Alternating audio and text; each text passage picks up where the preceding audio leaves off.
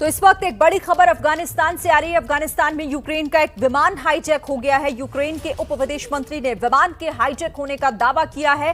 दावा यह किया गया है कि यूक्रेन का विमान अपने लोगों को अफगानिस्तान से निकालने के लिए आया था।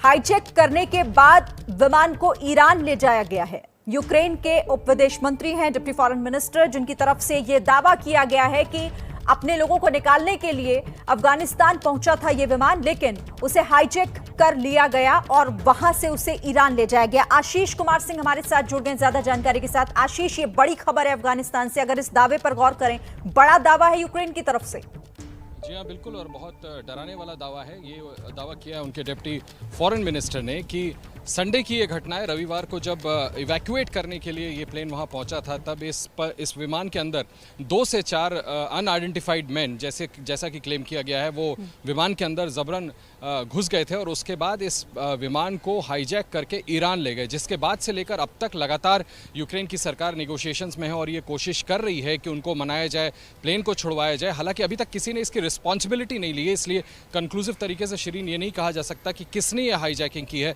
संभव है कि ऐसी भीड़ उमड़ी थी वहां पर लोगों की भागने के लिए, और ईरान एक ऐसा रास्ता है जहां पर कई लोगों को इवैक्यूएट करके ईरान ले जाया जा रहा है। संभव है, इस बात को भी नकारा नहीं जा सकता कि कुछ ऐसे एलिमेंट्स ने कोशिश की हो कि अपने आप को वहां बचा करके निकालने के लिए जानबूझ करके प्लेन को हाईजैक किया हो। लेकिन स्थिति जो भी हो, जैसा मैंने कहा आपको कि हाईजैक किसने किया, अभी इसको किसी ने क्लेम नहीं किया है, लेकिन ये बड़ा दावा किया गया है यूक्रेन की सरकार की तरफ से कि बीते रविवार उनके प्लेन को हाईजैक करके ईरान ले जाएगा। ठीक है आशीष, रहिए आप मेरे साथ defence expert RSN Singh sir हमारे साथ जुड़ गए। स्वागत है सर आपका ABP न्यूज पर। ये बड़ी खबर है और ये दावा बड़ा है यूक्रेन की तरफ से। उनका साफ कहना है कि हमारा विमान हाईजैक कर लिया गया है। आपको क्या लग रहा है? नहीं, ये जब से ये तालिबान का मसला आया है और ये जियोपॉलिटिकल जर्नी जो हो रही है, तो ये तमाम ऐसी चीजें और आपको देखने को मिलेंगी। पूरी दुनिया में उथल पुथल है और ये कहना कि उनका बड़ा शांतिपूर्ण तरीके से और लोगों के समर्थन से ये सत्ता परिवर्तन करने की कोशिश की जा रही है, ये बिल्कुल गलत है। मुझे तो मतलब ऐसी आशंका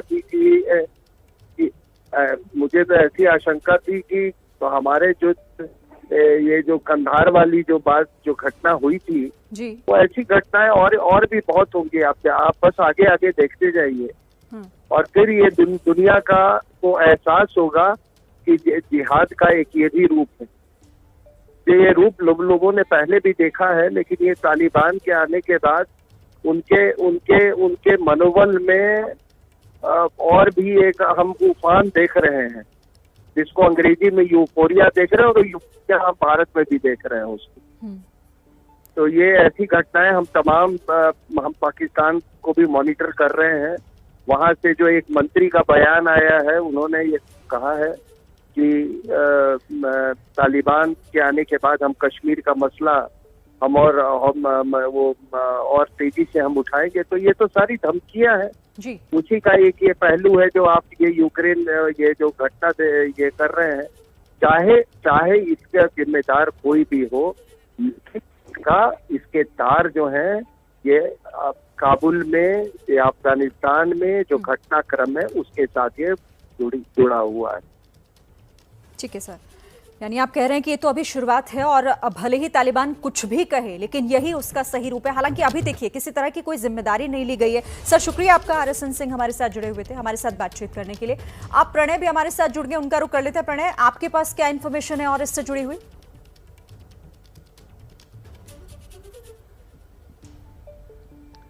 देखिए, अभी तक इस बारे में स्थिति स्पष्ट नहीं हो पाई है कि दरअसल ये विमान इसके बाद गया कहाँ है। इसकी जो लास्ट लोकेशन है वो मशाद बताई जा रही है, मशाद जो कि ईरान में है। लेकिन ईरान सरकार की तरफ से न तो किसी हाईजैकिंग के बारे में इंफॉर्मेशन दी गई है, ना किसी हाईजैकिंग की ईरान सरकार ने पुष्टि की है। तो ऐसे में अभी ये एक स्थिति इवॉल्विंग सिचुएशन कही जा सकती है। हालांकि ये रविवार की घटना बताई जा रही है। रविवार को जब आर्म्ड लोग जो हैं या हथियारबंद लोग यूक्रेन के इस विमान के अंदर दाखिल हुए थे, इसे अपने कब्जे में लिया था। इस समय कितने नागरिक नागरिक हैं, इस बारे में भी येवगेनी यानिन की तरफ से कुछ नहीं बताया गया। हम कोशिश कर रहे हैं कि यूक्रेनियन फॉरेन मिनिस्ट्री की तरफ से अधिक जानकारी हमें मिल सके या हम इस बारे में और ज्यादा जानकारी जुटा पाएं कि आखिर इस विमान का उसके बाद क्या हुआ, क्या उसमें अब भी कुछ सिविलियन सवार हैं, कुछ नागरिक हैं उसके अंदर। ये विमान एक पोटेंशियल थ्रेट भी हो सकता है, क्योंकि सितंबर 11 जो जिस तरीके की घटना हुई थी उसके 20 साल पूरे हो रहे हैं, और ऐसे में अगर आर्म्ड हाईजैकर्स के पास में एक विमान है तो वो निश्चित रूप से पूरी दुनिया के लिए खतरा हो सकता है। बिल्कुल जी ठीक है। प्रणय और आशीष, आप दोनों आगे जानकारी जुटाइए, लेकिन फिलहाल आपका बहुत शुक्रिया हमारे साथ जुड़ने के लिए। तो देखिए ये बड़ी खबर, और इस बड़ी खबर पर लगातार एबीपी न्यूज की नजर भी रहेगी। हम हर पल की अपडेट आप तक लगातार पहुंचाएंगे।